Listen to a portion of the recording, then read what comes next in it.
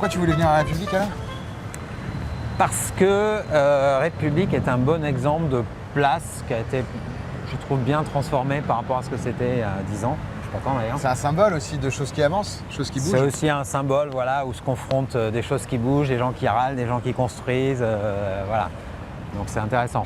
Alors 2024, puisque du coup nous sommes place de la République, on parle des dernières questions si tu le veux bien. 2024, c'est une opération qui est liée notamment à Paris 24 dont on a parlé, qui est le hashtag Je bascule, 2024 Je bascule. Exactement. Et alors qu'est-ce que c'est que ce mouvement? C'est quoi les ingrédients et pourquoi?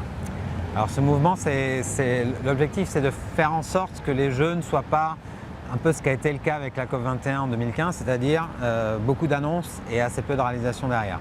Donc là, il y a une vraie dynamique, on a senti monter au niveau des jeux, un vrai succès au niveau des jeux, plein de bonnes intentions, on se redécouvre, etc. On veut faire des choses formidables et nous, on veut travailler sur l'héritage.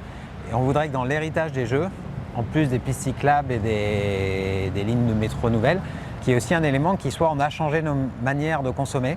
Les usages. Et voilà, qu'une certaine façon, 2024, c'est aussi un point de bascule à partir duquel on pourra dater le moment où on est vraiment passé à l'échelle dans des modifications d'usage. L'idée est de faire en sorte qu'il y ait un effet boule de neige. Donc c'est compliqué de bouger soi-même, mais on se tient chaud quand on constate que d'autres l'ont fait. Donc on a froid quand on constate qu'on n'est pas dans la liste ou pas? Et c'est un peu ça l'idée aussi. Il faut donner là encore envie aux gens de bouger, enfin trouver des solutions pour qu'ils bougent. Donc ils peuvent se faire... Une société peut communiquer positivement sur le fait qu'elle rentre dans cette logique de bascule, et donc elle fait un geste très concret et qui a un engagement très limité, puisqu'on leur dit juste commencer à utiliser ou à référencer ou à prévoir dans votre prochain appel d'offres qu'il y ait cette dimension-là qui soit prise en compte. Donc c'est extrêmement light et ça s'adapte à toutes les gouvernances des grands groupes privés et publics. Vous le faites d'allumer la mèche, pas forcément de... Ouais, exactement. C'est pas une logique de volume, d'engagement, quoi. Voilà. Vous n'êtes pas les premiers parce que la mairie, le Sénat, Paris 2024 a pris les devants. Et donc faites ça, vous pourrez communiquer là-dessus. Ça c'est l'objectif, vraiment qu'on communique tous là-dessus.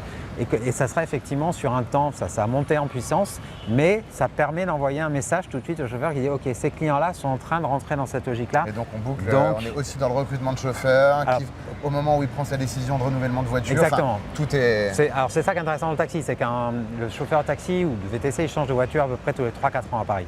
C'est-à-dire que si on regarde aujourd'hui, dans 4 ans, toute la flotte des 20 000 taxis et 30 000 VTC parisiens aura été renouvelée. Et donc là, voilà, l'idée de la bascule, c'est ça, c'est essayer de créer un mouvement qui soit facile, dans lequel il soit facile de rentrer, qui soit très très incluant et qui permette de faire boule de neige et donc et aussi de consolider l'héritage des jeux. En tout cas, bravo pour tout ce que vous avez fait. On a parlé beaucoup de l'histoire de 2024, de cette opération Je bascule. Bon, forcément, on ne peut pas finir sans vous poser une question sur la suite. 2025, 2026 and beyond, j'ai cru comprendre que du coup, ce qui allait vous occuper, ça va maintenant être une croissance aussi internationale et régionale. Vous parlez de créer un corridor de l'hydrogène en Europe avec ces villes, ces capitales et même ces villes régionales, on le disait à l'instant, qui vont du coup pouvoir accueillir Hype. Est-ce que tu peux nous en parler un petit peu et nous donner peut-être à 3 ans, 4 ans des idées de chiffres là où on va vous retrouver?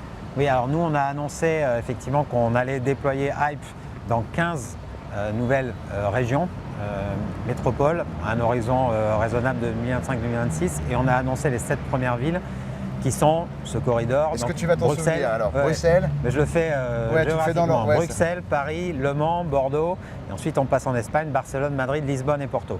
Et donc en fait on a ce corridor, alors hydrogène ou zéro émission, où on dit dans chacune de ces villes, on déploie les solutions qu'on a déployées à Paris pour accompagner des flottes incontournables vers des solutions zéro émission, et en premier lieu les taxis. Et ensuite, en faisant ces points sur la carte, on fait aussi un corridor qui servira pour d'autres usages qui en particulier vont être pertinents pour la mobilité hydrogène, qui sont les camions. Et donc on fait ce corridor pour camions qui fera qu'un camion qui partira de Bruxelles pourra descendre jusqu'à Porto en ayant trouvé sur son chemin des bornes de recharge, des stations de recharge d'hydrogène à proximité de ces grandes villes. Un mot pour la fin, qu'est-ce que tu souhaites à l'avenir de la mobilité pour la fin de l'année là? Pour la fin de l'année, quelle bascule! Quelle bascule complètement. Bon ben, le message est passé, je crois. Merci beaucoup Mathieu Gardy. Merci Mathieu. Merci infiniment et on salue toutes les équipes. Merci. Merci beaucoup. Pour ma part, je vous retrouve pour le prochain épisode donc de Greenlights qui sera toujours évidemment diffusé sur Be Smart for Change. Tout de suite, c'est la suite des programmes sur la chaîne. Merci à tous.